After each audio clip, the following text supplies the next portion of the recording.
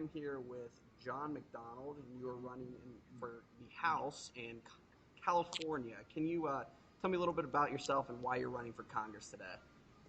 Yeah, I'm once again John McDonald, and I'm 43 years old. I'm a high technology executive. I've got three consecutive successful startups, mainly in the semiconductor business. I've been married for 21 years to my wife Jennifer. We have four daughters, all doing great in school. The company I'm currently with is the second fastest growing semiconductor company in North America. And one of the reasons I'm running is because I get a little frustrated as an executive sitting and just watching politicians really who don't know what they're doing in terms of economics, passing all kinds of rules, regulations, environmental law that's just crushing basically the future that my daughters are going to have to grow up in. And it's just one of the things that just became intolerable after a while. And I just said, you know what? We've got to have somebody who understands business and economics running. We can't have all these political science lawyers who say a bunch of things but really don't know what they're doing, running and winning congressional seats. Absolutely, I agree. It seems that the lawyers are running the world now rather than the people. So, Yeah. in your opinion, what are some of the biggest challenges that we face in the upcoming election and just in the future right now? Well, some of it, obviously, in the area I am, and we have an unemployment rate in my district of 15.7%, and that's the low number. That doesn't count, all the people who are depressed, stop looking for work, et cetera, which would be more than 25% of the people in this area. It's just unbelievable.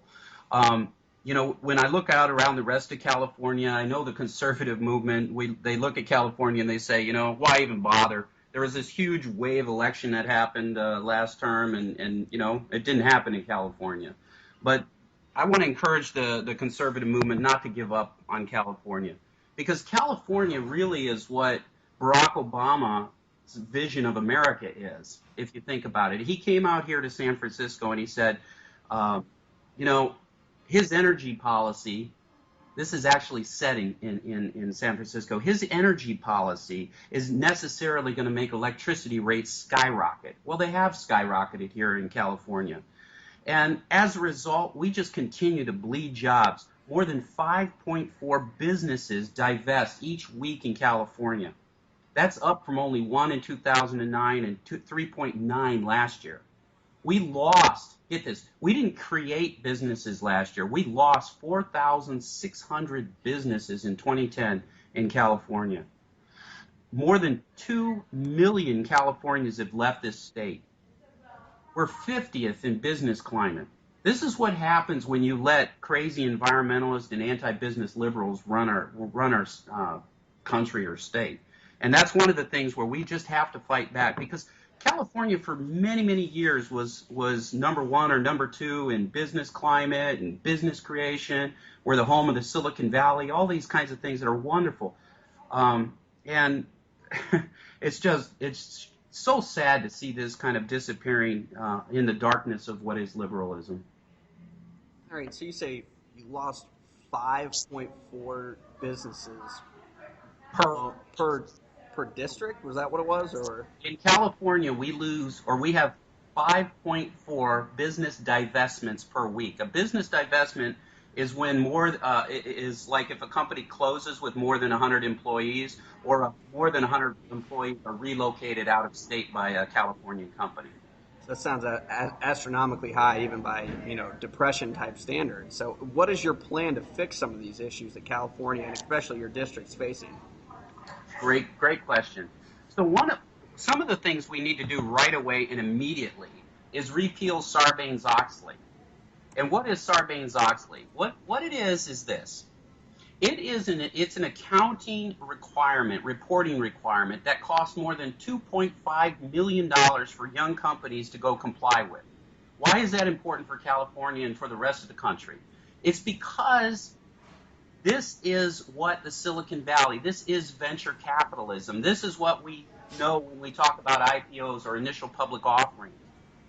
We have lost nearly 2 million jobs across this country. Then they took it on NASDAQ. This is just a tragedy of what's happening. And California in particular is hard hit because 40% of all venture capital money came into California in the Silicon Valley. And so we're just getting killed in terms of the number of jobs here. And many of these venture capital firms are now opening shops all across the world because we've made it so intolerable to do business in the state of California. It sounds like it's just a disaster out there. I know IPOs were at an all-time low this year, I believe, according to Bloomberg. And I mean, that's what California is known for: is new businesses, smart businesses, green energy, tech companies. It sounds like you've got a plan that's going to reinvigorate the stimulus type that they actually need. And one last question, John: where can someone go if they want to learn more or donate to your campaign? They can go to www.johnmcdonald.com. www.johnmcdonald2012.com. And you can also get John McDonald for Congress on Facebook. And I'd like to add one more thing that is absolutely critical in terms of job creation, if you don't mind. Absolutely. And that is on energy. California imports 2/3 of all of our electricity. 1/3 of it comes directly from other states in the form of transmission lines. Another third is because of natural gas that we import into our state and turn into electricity. Our electricity rates are some of the highest in the nation, and every penny per kilowatt hour we pay more. That's 25,000 jobs. If we would simply build the nuclear plants, the gas-fired plants, take care of our electricity infrastructure, we could lower our unemployment rate demonstrably. I mean, we're talking 3 or 4% simply by taking care of our own energy needs. And that applies to the rest of the country as well. It's all going the way of California. No matter what state you're in, nearly in the United States today, power companies are having a hard time building their transmission lines. They can't put up the plants. We know the story about nuclear energy in this country, about how few plants have even been built. And yet so our economy is going to continue to suffer. And many of our industries that are energy dependent will continue to flee this country because of a lack of attention to our energy infrastructure. So it sounds like basically your idea is that our issues are jobs and energy. I can completely agree with that, judging just by the general output. We just had the Keystone Pipeline denied after 3 years of review, but we were worried about it being rushed. I mean, it seems like your plan is let's get more jobs and let's make ourselves energy independent. Is that correct? Yes, that's absolutely correct. All right, so once again, I'm here with John McDonald, and you can visit his website, www.johnmcdonald2012.com, if you want more information. John, thank you for your time today.